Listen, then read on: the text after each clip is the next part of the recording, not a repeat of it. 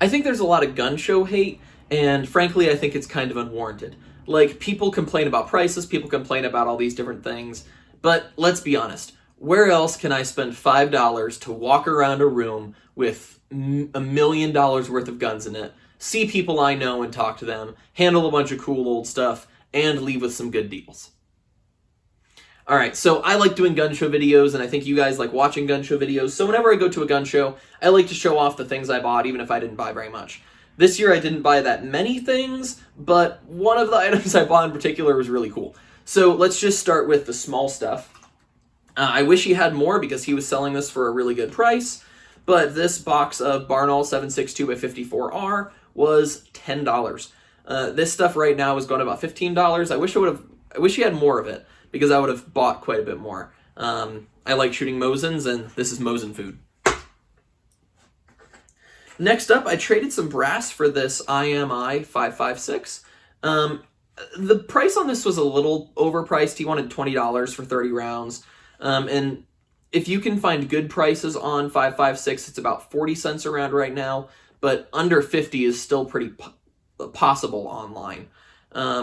As far as I know, the IMI stuff isn't anything fantastic. It's just normal M193. Sorry, this is M855. Just normal M193 or M855. But I really wanted to do a video on this. I've been trying to review 556 from countries all around the world, similar to how I do 8mm Mauser.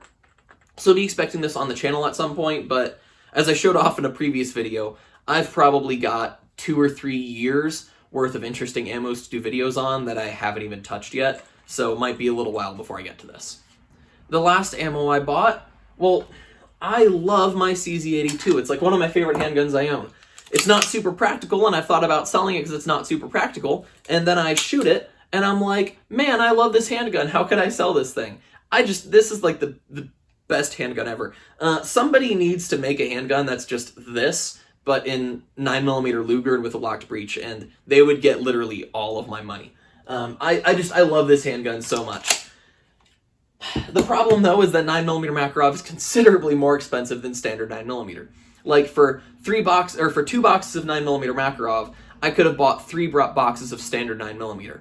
So I go to buy 1,000 rounds of 9mm Makarov, because that's the best way to do it, is buy 1,000 rounds online, and then I look at it and I'm like, well, I could get 1,500 rounds of standard 9mm, and it's a better cartridge, so why don't I get that?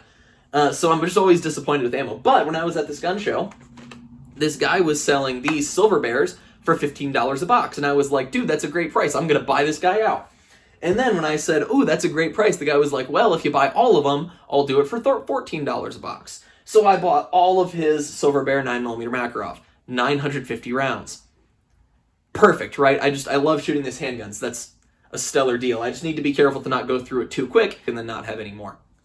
So I also bought 950 rounds of 9mm Makarov, and if he had more, I probably would have bought more. Alright, now let's talk about the cool stuff, the thing everybody came here. I bought a gun. I did that thing where I was like, okay, one last walk around, and then I'll leave. And that is a dangerous game to play, because you always find something, and when you say that, you're looking to buy something. Okay, so I bought a Brownell's 601 clone. Well, I think it's technically closer to the 602. The main difference between the 601 and the 602 is the black instead of olive drab furniture, the second pattern flash hider versus the original first pattern flash hider, and the improved charging handle.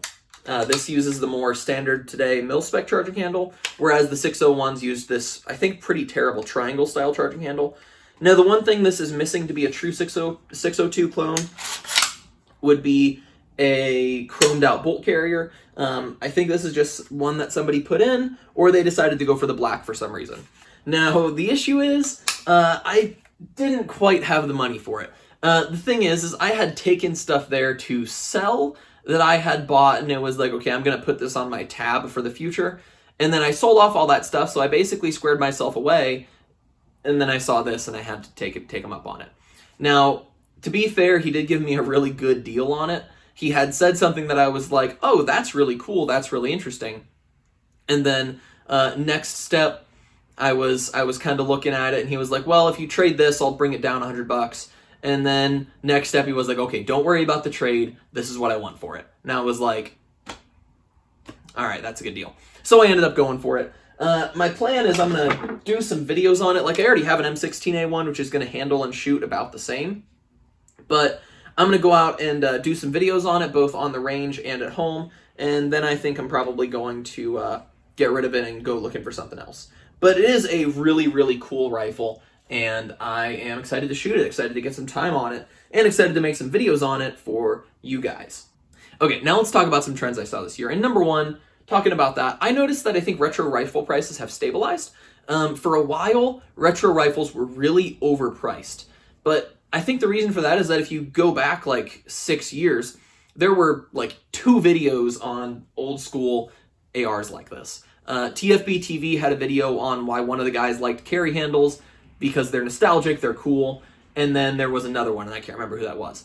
And then, all of a sudden, Administrative Results walks on the scene, and Garantham starts making videos about this stuff, and they and then I think also the What Would Stoner Do project just kind of brought some attention to the older rifles, and they just skyrocketed in popularity. Everybody wanted one. And it wasn't just people like me who want them because they're cool and historical. It was people who like Garantham and Administrative Results and then said, oh, well, they have this, so now I want it. So the price has just skyrocketed. I think that the supply has kind of started to reach that.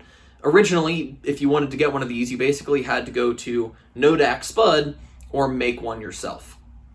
And between PSA and H&R and Nodak Spud all kind of becoming one conglomerate, and a number of other companies have caught on to this and decided to start making them or bringing them back, like Bushmaster has started bringing back some of their older retro stuff.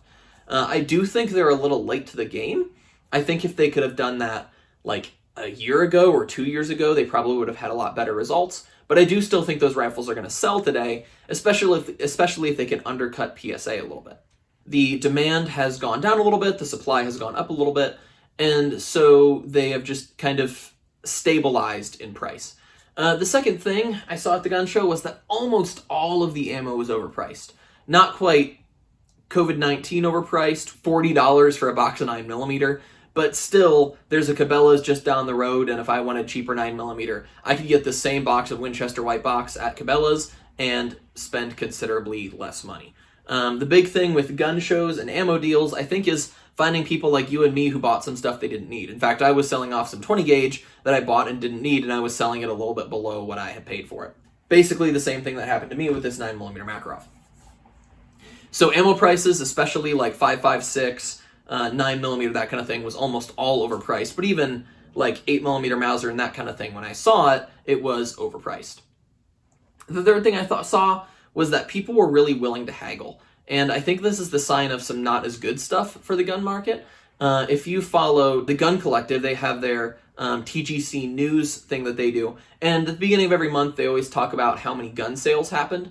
And gun sales are considerably down right now. I think because the market is down and the economy is down, so people aren't buying non-essential firearms. People are still buying like the stuff that they need to protect themselves, but stuff like this, people just aren't buying as much because the economy isn't in as good of a shape. So I think that means that the dealers were willing to just haggle a little bit more and try and get maybe a little bit of a worse deal because they still need to move product. I think that's better for the consumer if the consumer can afford it, but not necessarily as good for the market as a whole. So I think that's about all I have to say. What are your thoughts on those trends? Like, do you think that they're pretty accurate to what I just said? Do you think something else is happening? Are there any trends you've noticed in the gun market? I really like to hear about that. And another thing I'd like to hear about, what kind of American are you? Are you a slick side American or a forward assist American? You don't know? All right, I am 8mm Mauser Man, and I am currently the proud owner of a Colt 602 clone, what I lived on. Which proves it's hard to get the best of a man named John. Big John.